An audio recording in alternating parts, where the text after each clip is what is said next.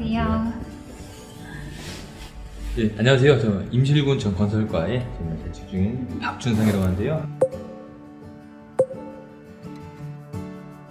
오늘 그 MZ 세대 공무원들을 대변해서 오늘 열심히 한번 해보도록 하겠습니다. 네, 안녕하세요. 저는 거제시청 관광과에서 근무하고 있는 이진서입니다. 저도 90년생 공무원을 대표해서 오늘 혁신이 무엇인지 탈탈 털어보겠습니다. 혹시 우리 진서 씨는 혁신에 대해서 한번 생각해 보신 적 있으세요? 저는 아직 입사한 지 1년 차라서 혁신이 제가 하는 일과는 거리가 아주 멀다고만 생각을 해왔기 때문에 제가 기존에 있는 방식을 바꿔서 내가 뭔가를 해야겠다는 생각은 아직 해본 적이 별로 없어요. 저도 이 주제를 한번 이제 받아들고 좀 생각을 해봤었는데 혁신이 뭔데? 라는 생각이 제일 먼저 들더라고요. 제가 업무 외적으로 근처 홍보 서포터즈로 이제 활동을 하고 있기도 하지만 과연 이런 것도 혁신의 일원인가? 혁신이라는 것을 생각조차 안 했는데 어떻게 수행을 할 수 있겠어요? 수행조차 한번 안 해봤던 것 같습니다. 네, 그리고 저희 공직사회가 한 혁신이란 단어보다는 좀 안정적이라는 단어가 더 어울리잖아요. 그렇죠. 네, 그래서 굳이 나만 다른 길로 가는 것도 정말 어려울 것 같고 모두가 예스라고 외치는 상황에서 내가 노라고 하는 것도 쉽지가 않잖아요. 동기들이랑 모였을 때 생각을 해보면 혁신이나 변화들 같은 경우에 대해서 이런 주제를 가지고 이야기를 해본 사례가 한 번도 없었던 것 같아요. 2030 저희와 같은 그 공무원 분들도 아마 저희와 같은 생각이지 않을까 이런 네. 생각이 지금 들게 되네요. 오늘 혁신가 공무원분을 모셔서 이렇게 이야기를 나눠보면 저희도 달라질 수 있을 것 같습니다. 본격적으로 한번 우리 혁신이라는 주제를 같이 알아보도록 할까요?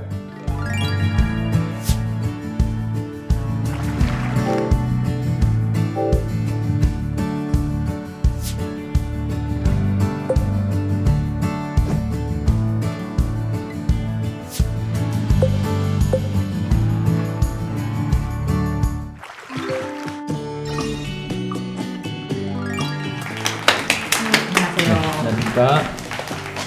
네, 어서오세요. 우리 주무관님께서 이런 프로그램을 짤 생각을 어떻게 하셨는지 그런 계기가 있으면 한번 알려주실 수 있을까요? 아마 제가 2014년도였던 것 같아요. 그때 사회복무요원 복무지도반이라고 복무관리를 하는 업무를 담당하고 있었어요. 30% 정도는 조금 관리가 조금 필요한 친구들이 있었어요. 어떤 한 친구를 만났는데 무단결근하고 안 오니까 고발되고 또 생활도 어렵고 부모님은 이혼하셨고 본인 스스로도 정신과 질환이 있었고 제가 해줄 수 있는 게 뭐가 있겠어요.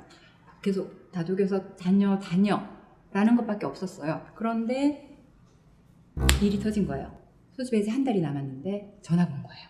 더 이상 복무를 못할 것 같대요. 자기는 더 이상 퇴근을 할 수가 없다. 그럼 제가 고민을 했죠. 저는 빨리 이 친구를 제대를 시켜야 제 일이 하나 줄어든 거니까. 그래서 이 친구한테 고시원비 30만 원을 줄까? 라고 생각했는데 이 친구는 제대를 하고 나더라도 도와줄 가족이 없기 때문에 앞으로 어떻게 살까? 그것까지도 고민스럽더라고요. 그래서 고민을 하는 중에 우연히 창원시의 시고를 보게 돼요. 창원시 민관 합동으로 복지 사각지대 해소에 앞장선다. 어머? 복지 사각지대 어떻게 해소하지? 전화번호로 전화를 해봤어요. 그래서 우리 사회복무요원이 이렇게 있는데 좀 도와줄 수 없냐라고 했더니 공문을 보내라고 하더라고요. 그게 이제 시초가 됐고 그 친구는 무사히 기초생활수급자로 보호를 받으면서 제대하고 정직원으로 채용되고 자립 기반까지 조성을 해준 사례가 있었습니다. 박수 한번 쳐주세요. 와, 대단하신 것 같아요. 네, 30만 원을 들여서라도 그냥 이 일을 그만둘 수도 있었을 것 같은데 또 그런 생각을 또 뿌리치시고 이런 시스템에 연계시켜서 이렇게 하신 게 정말 인상이 깊습니다. 만약에 이후에도 형편이 좋지 않은 우리 공무요원들을 봤다면 사비를 써서 앞으로도 대응을 하셨을까요? 순간 아찔한 생각이 들어요. 만약 그렇게 해결을 했다면 제가 이렇게 더 고민을 안 했을 것이고 고민을 안 하니까 이런 서비스가 있다는 것도 몰랐을 것이고. 그럼 일반적으로 좀 낮은 급수의 공무원분들이나 아니면 저같이 입사한 지 얼마 안 된 신규 공무원들 같은 경우에는 좀 현실적으로 자기 의견을 피력하는 게 쉽지가 않거든요. 저같이 결재권자가 없는 신규 공무원분들이나 아니면 낮은 급수의 공무원들이 할 수 있는 게 한번 여쭤보고 싶습니다. 일은 잘 수행해내고 싶고, 그래서 그 해결 방법을 찾고 싶어서 찾다가 고민을 하다 보니 그런 방법을 모색해낼 수 있었던 거죠. 그래서 이렇게 보면 내가 맡은 일을 하다가 문제에 봉착했을 때 그 해결 방법을 찾기 위해서 고민하는 그 과정이 바로 혁신이 아닐까 싶기도 하고, 공무원이라면 마땅히 해야 되는 일이 아닐까라는 생각이 듭니다. 참된 공무원. 그렇죠. 그렇죠. 저희가 조사해온 바에 따르면 타 기관의 협조를 얻기까지 정말 많은 난관이 있었다고 들었는데 사실이신가요? 2014년도에는 제가 경남지방병원에서 근무를 했었어요. 또 공문으로 요청을 하고 있는데 보건복지부 그 시스템을 관리하는 사회보장정보원이라는 곳 전화번호를 가르쳐 주시더라고요. 저한테 그 권한을 좀 주십시오 라고 했더니, 그런데 왜 본청, 병청에서 요청을 하지 않고 경남지방병원청에서 요청을 하나요? 지방청에 있으니까 너무 한계에 부딪히는 느낌? 본청에 가면 더 많은 일을 할 수 있을까? 그래서 2018년도에 이제 본청을 오게 됩니다. 조금 전에 우리 준성 씨가 말씀했던 현역 복무 중에 적응을 하지 못하고 돌아온 친구들이 많이 있었어요. 그 친구들을 좀 또 관리를 해주고 싶다. 사회복무원처럼 육군, 해군, 공군 많잖아요.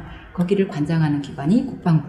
그럼 국방부에도 협조를 구해서 이런 친구들 이제 서비스 줄 건데 우리 같이 협업을 해볼까요? 라고 해야 되고, 심리가 약한 친구들. 그러면 또 보건복지부에는 복지 담당 부서뿐만 아니라 이런 심리, 정신과, 상담 부서 뭐 이런 데가 또 있어요. 그럼 제가 청의 입장에서 국방부, 보건복지부, 여성가족부 부와 상대를 하는데 그러다가 올라가죠.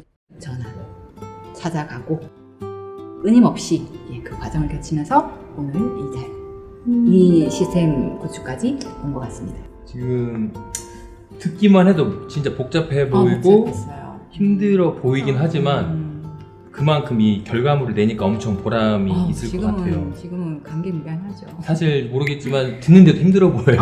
듣는데도 힘들어 보여가지고 그 업무의 증가나 나의 그런 것을 감수하고 받아들이고 실행에 옮긴다고 해도 내가 하는 게 진정한 혁신인가 아닌가, 아니면 그냥 형식적인 거에 그치는 것이 아닌지. 고급일 때는 민원인들한테 친절하라고 했어요. 그럼 저희는 시키는 대로 친절했어요. 고객 행복을 위해서 노력하래요. 고객 행복을 위해서 노력했어요. 청렴하래요. 청렴했어요. 이제 사례들이 모이기 시작하는 거죠. 그러다가 한 7급 되니까 제안을 한번 내보세요. 제안 내야 되겠네? 그러다가 6급 때 이제 적극 행정하세요. 또 정부 혁신하세요. 이렇게 하니까 여기까지 갑자기 혁신이라는 이름으로 짜잔 나타난 거지, 갑자기 혁신이 갑툭튀 나타나는 게 아니에요. 꾸준히 하다 보니 친절해서 여기까지 오는 거더라고요. 그래서 꾸준히 뭔가 하다 보면, 경험이 쌓이다 보면 여기까지 오는 거더라 라고 생각해요. 자, 우리 권주무관님의 이야기를 통해서 혁신이라는 게 재정립되는 시간인 것 같아요. 그러면 이제 제가 마지막으로 질문을 하나 드릴 텐데요. 혹시 이렇게 서비스 제공 후에 가장 기억에 남는 대상자가 있으신가요? 그때 2018년도인데 현역병으로 들어갔다가 이제 적응이 조금 힘들어서 돌아온 친구가 있었어요. 그 친구를 만나러 갔었거든요. 조심스럽게 조금씩 이야기하다 보니 그 친구가 이제 손해를 이야기를 하게 되더라고요. 그 말을 듣고 나니까 예전에 제가 2014년부터 그 힘든 친구들 연계해주는 여기에 한번 의뢰를 해볼까? 그래서 물어봤더니 흔쾌히 원한다라고 이야기를 하더라고요. 그리고 그 친구가 사회복무원 업무도 너무 성실하게 했고 지금 아마 대학교 복학해서 잘 성실히 근무하고 재학하고 있는 걸로 알고 있어요. 너무 기억에 남네요. 주무관님은 상담사에도 잘 하셨을 것 같아요. 그렇고 말하는 거 들어보면은 빠져든다고 하죠. 네. 그래서 그 친구가 2019년도에 감사 편지를 보내왔어요.